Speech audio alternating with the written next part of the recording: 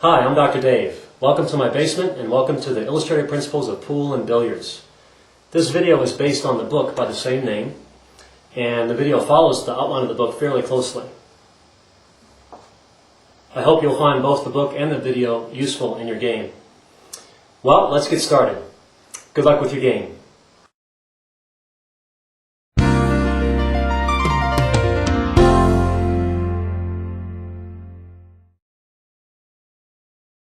To make good contact with the cue ball, it is important that the QTip be properly treated.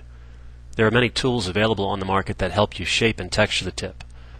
A good rule of thumb is to have the tip curvature match that of a nickel. This shape helps create solid contact with the cue ball, especially when hitting the cue ball off-center for English effects. It is also important that the tip be well chalked to help the tip grip the cue ball during impact. All video clips on the DVD are labeled with the numbers used in the book, in this case Normal Video 2.1. The clips appear in the same order as they are discussed in the book, so you can follow along and cross-reference more easily.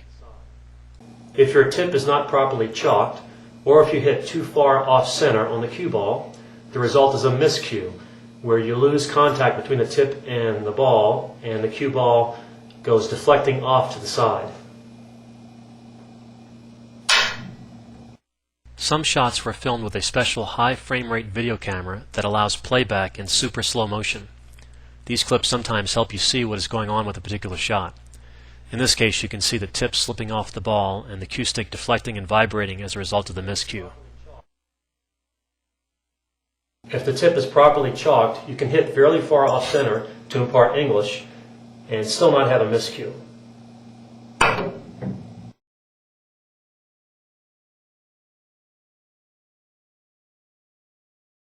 The 90-degree rule states that when the cue ball hits an object ball with no top or bottom spin, the cue ball and object ball paths after impact will be 90 degrees apart.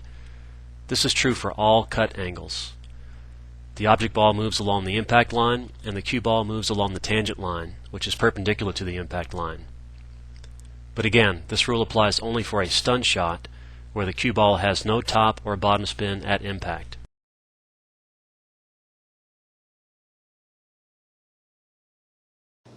The 90-degree rule can be very useful when trying to determine if you're going to scratch or not, and furthermore to help you avoid that scratch. In this shot, our goal is to hit the object ball into that pocket, but from the 90-degree rule, you can see that our cue ball will likely go right into this other corner pocket. Therefore, we have to correct for this. We have to make sure the cue ball does not have stun.